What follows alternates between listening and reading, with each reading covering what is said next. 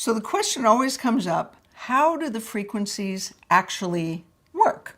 Like, we know that 40 hertz reduces inflammation, and we know that 13 hertz dissolves scar tissue. And we know pretty well that 81 hertz increases secretions. But how do they do that?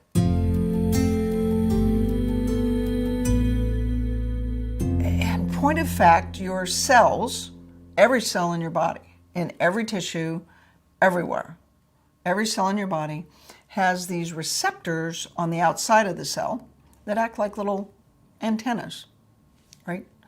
And those antennas are connected on the inside to the genes.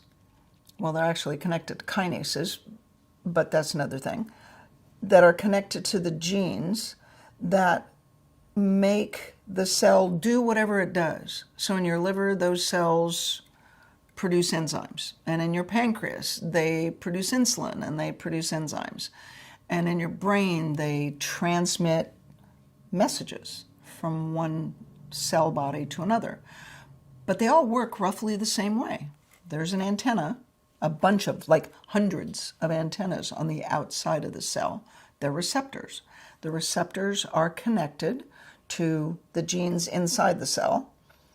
Those genes create the substances that the cell creates.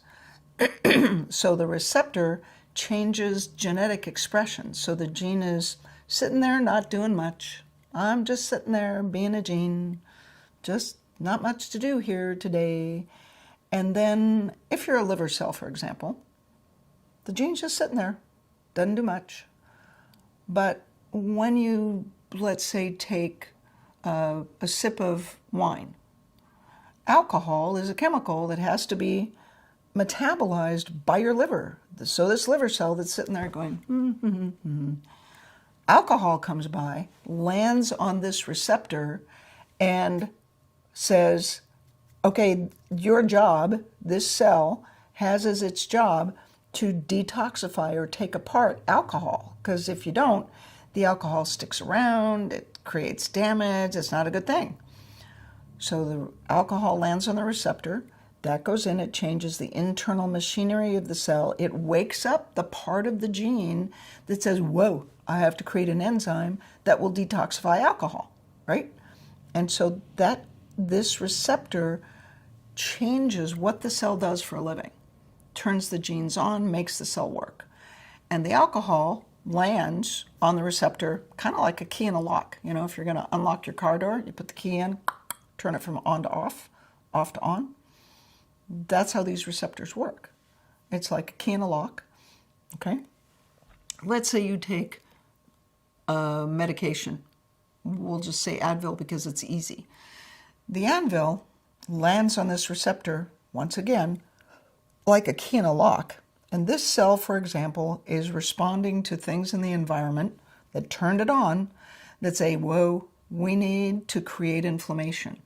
So now you've got some joint pain, you've got a little arthritis, and the reason you have the inflammation is this cell has been turned on by something in the environment that tells the cell, make inflammation, make, they're called prostaglandins, make these chemicals that create inflammation. It's key in a lock. Something landed in this receptor, turned it on, and it makes the cell create inflammatory products. It's key in a lock. We talked about 40 hertz being able to reduce inflammation. The data that we have and the experiences that we've had in 20 years with FSM and all of the animal data and the human data that we have, the only thing that makes any sense is that the frequencies are actually working sort of like your key fob, right? The drug, the Advil, turns off inflammation like a key in a lock, lands on the receptor, says, hey, don't worry about inflammation, turn that off. It takes a couple hours, but it works, right? The frequencies act like your key fob, turning the lock, changing the receptor instantly to turn that inflammation off with a signal. So the inflammatory cytokines, there are these peptides that we measured in fibromyalgia patients, and the only frequency combination that works for those is 40 hertz on channel A and 10 hertz on channel B in this specific population of fibromyalgia patients. And all of the cytokines drop by factors of 10 and 20 times in 90 minutes. Those cytokines, those inflammatory peptides, are created by cells that are producing them. When you use medications to change cytokines, the biological drugs in rheumatoid arthritis, for example, it takes months. It takes 60 to 90 days to bring the cytokines down. The data that was produced with frequency-specific microcurrent with 40 hertz on channel A and 10 hertz on channel B, that is unprecedented. It is unheard of. There is no earthly way. There is no way, no other way, to reduce inflammatory cytokines by factors of 20 times or 10 times in 90 minutes. The only thing that makes any sense is that signal, 40 hertz on A and 10 hertz on B, that signal changes the receptor, and that receptor changes what the cell does for a living. Turns off the cytokines.